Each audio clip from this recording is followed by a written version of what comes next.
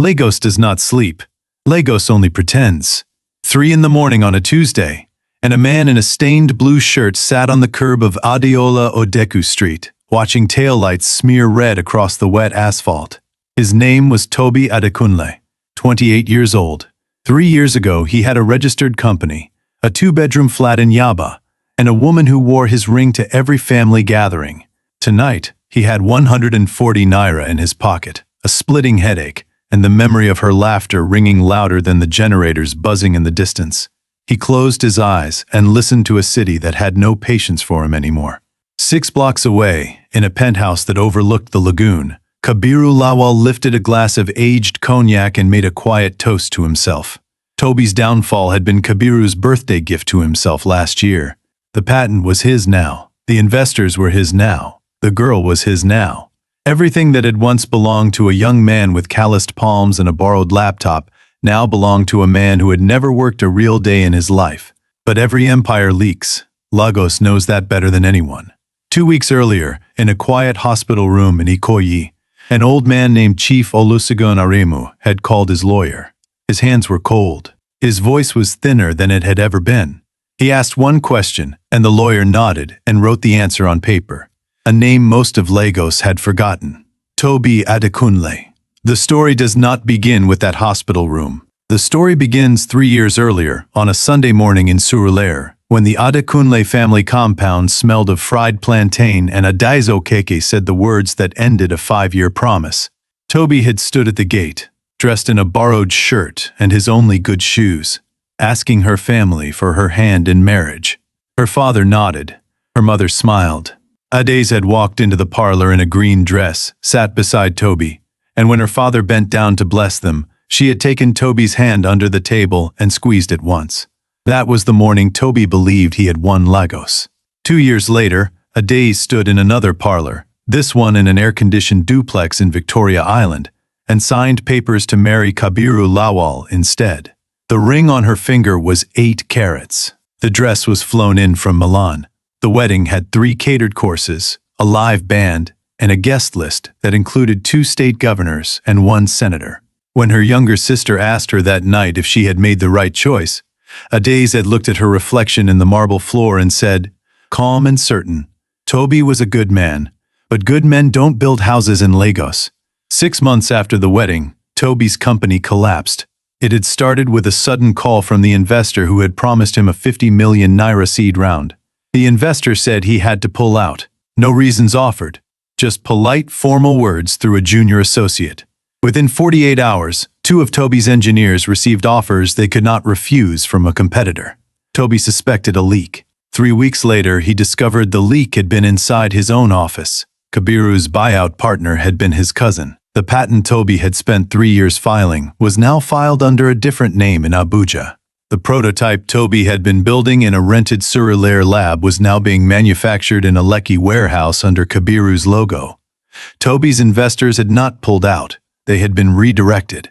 When Tobi tried to sue, his lawyer quietly advised him that the man he was suing had 3 of the lawyers on the bench on his payroll. Tobi sold his laptop. He sold his car. He sold his wedding plans book. The flat in Yaba went to strangers a few months later.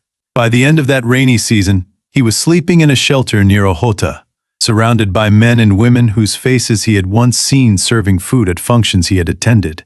Nobody who had eaten at his table called. Not the investors, not the engineers, not the family members he had once supported through university fees. Ades called once to ask if the photograph he had once taken of her in Surulere could be deleted from his social media. She said it was, quote, bad for Kabiru's brand. That call had cost Tobi the last sliver of dignity he had been carefully rebuilding. He walked for an hour in the rain afterward. He stopped at a junction and whispered to no one that he would one day return. He did not know how empty that promise was. He did not know the answer had been living inside the sealed envelope of a dying chief 200 kilometers south. Now we move forward. 2 years and 7 months later, on a Tuesday morning in Lagos, a young woman named Ngozi Broom walked into a small co-working space in Ikeja and found a job applicant sitting quietly in the reception area. He had been waiting since 6. The security guard had told him that the boss would not arrive until 9, but he had wanted to be early. He wore a clean but visibly washed-out blue caftan-collared shirt, dark trousers that were slightly too short at the ankles, and shoes that had been resoled twice. A thin tribal scar across his left cheek made him look older than 28. His eyes were calm, not pleading. Ngozi paused at the door. "You must be the man who applied for the logistics role," she said. "Yes, ma'am. My name is Tobi." "Sit. Wait for me in my office. I'll be with you in 10 minutes." She did not ask him for a resume. She did not ask him why his shoes had been resoled. She did not ask him about the gap on his application form. She simply asked him one question when they sat down. "Why logistics?" "Because I've spent 3 years trying to move things," Tobi said quietly. "Boxes, people, ideas, plans. If I have learned anything in those 3 years, it is how to move a thing from where it is stuck to where it needs to be." She looked at him for a long moment and then nodded. "You start on Monday." She offered him 20,000 naira in cash at the end of the week, plus a small advance. Tobi declined the advance. He said, "Pay me for the work I've done, not for what you hope I will do." She remembered that answer. Now we go to the moment when Tobi's world began to shift again, even though he did not yet know it. On the same week Tobi started work in Ikeja, a sealed envelope was opened in Ikoyi. Inside was a handwritten letter from Chief Aremu and a single page of instructions. The letter said, "To the young man who once helped me when I was a stranger at the bus stop at Ohota in 1998. Your father was my brother. My empire is your birthright. Don't let them convince you otherwise." Tobi had been 12 years old in 1998. His father had not mentioned any brother, but Tobi remembered the bus stop at Ohota. He remembered an old man with a silver beard who had dropped his cane and a small boy who had run across 3 lanes to return it. The old man had pressed a 50 naira note into the boy's hand and laughed and said, "Go well, Adekunle." Tobi had kept that 50 naira for 2 years. The lawyers came for him quietly on a Wednesday afternoon. They did not arrive in a convoy. They did not announce themselves. They sat across from him in a small tea shop near the Ikea office and laid out the documents in chronological order. Tobi did not speak for almost 15 minutes. The documents said, a 60% controlling stake of Aremu Group, a Lagos-based conglomerate with interests in logistics, oil services, real estate, and agriculture. Tobi's late father had been the chief's youngest brother. Tobi's inheritance had been blocked for 28 years by a contested affidavit. The affidavit had been lodged by a junior relative who had later become a Lagos judge. The chief had quietly spent his last years unraveling the blockage. He died 2 days after signing the final reversal. The lawyers told Tobi he could sign the acceptance now, or he could think about it for 30 days. They told him the inheritance had been publicly known among the elders for 2 years, but the chief had insisted that his young nephew be informed only when the documents were final, when no one could take it from him again. Tobi signed. Now we come to the scene that divides the story. 12 days later, Tobi walked into the lobby of the Civic Towers on Victoria Island, wearing a charcoal 3-piece suit his new lawyers had tailored for him. He did not look the same. The hollow cheeks had filled back in, his shoulders were squared, his eyes were steady. He signed 17 documents at the head of a polished mahogany table. The boardroom was full of men in suits who had once worked for his father and his uncle. Some of them had once laughed at him across gala tables. None of them laughed now. The next morning, the front page of 3 Lagos newspapers carried the same photograph. Tobi Adekunle, the new controlling shareholder of Aremu Group. He was no longer the man on the curb. He was no longer the man whose patent had been stolen. He was no longer the man whose fiancée had walked away. The phone calls began within the hour. Most of them Tobi declined politely. One of them, he answered. It was a daze. "Tobi, I saw the news. Tobi, I am so happy for you. I always believed in you. I never stopped thinking about you. Kabiru and I. It has not been what people think. Tobi, can we talk? Where are you now?" "At home, in the duplex, but I think Kabiru is being investigated by the EFCC. Tobi, you have to help me. You have to..."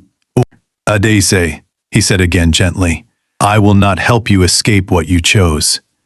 She went quiet. 3 years ago, you asked me to delete a photograph because it was bad for Kabiru's brand. 3 years ago, you signed papers in another parlor while my family was preparing jollof for a wedding that would never come. 3 years ago, you told your sister that good men don't build houses in Lagos. A long pause. I built one, he said. It took me longer than I hoped, but I built one. The line stayed open for almost a minute. Then a daze whispered, I made a mistake. Yes, Tobi said. You did, and so did I.